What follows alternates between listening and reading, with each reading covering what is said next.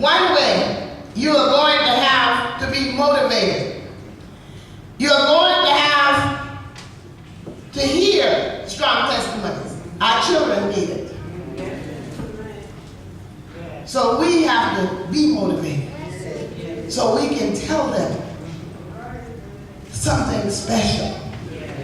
You see, you are dealing with things right now, and you're wondering how is it you're going to handle it. Well, let me tell you something. First thing, take a note of this. Not only do you need to hear strong testimonies, because we are in a court every day. We are being tried every day. And each of us are. In our homes, on our jobs, in our schools, on the streets, wherever we go. We're driving our cars. People are cutting in front of us. We're on a trial. Every single day.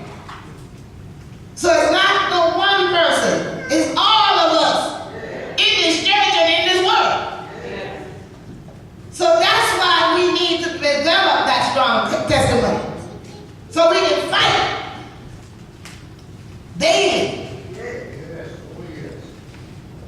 You are being tried in your finances, on your job, in your home. And right now, some of you might be sitting there, but there are things on your mind that you can't let go of. But if you start to think about the testimony of how God brought you over the first time, then you will begin to let go of that, because you will know that my God can. Did the president tell you? Yes, we can. Well, we should know more than the president that we can, because we have Jesus. And God said we can, because he said he would never leave us or forsake us. So we know we can, with the help of our God. I want you to take a look at Nehemiah 6 and 9. See, Nehemiah was dealing with Sanballat and Tobiah.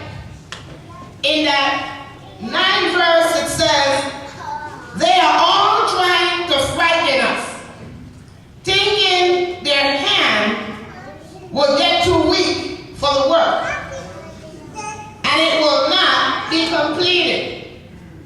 You see, my brothers and sisters, you are going to be tried, and the enemy wants you to listen to what he is saying. Because if you are not strong in your foundation, you are going to become weak. Look at what he is saying. I pray, oh God, strengthen my hands. You have to have the kind of testimony around you that when you get weak and when you become afraid,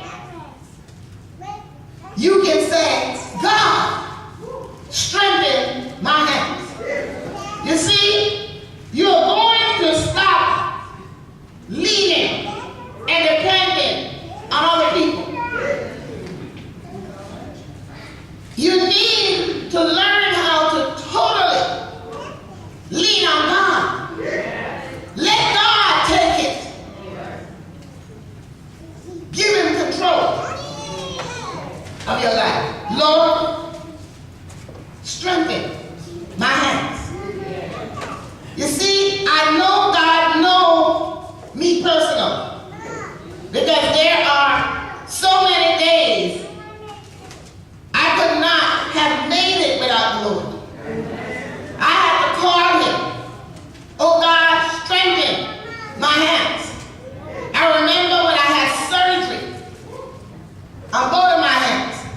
I was in nursing then. And so I no longer could turn patients or change them or do anything like that.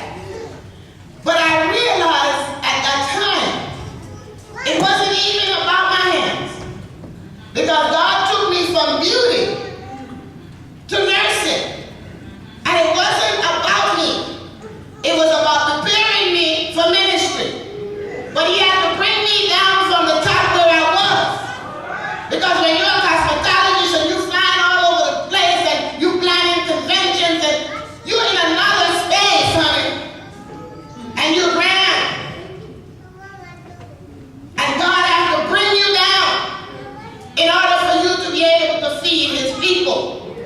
So my hand wasn't a sickness.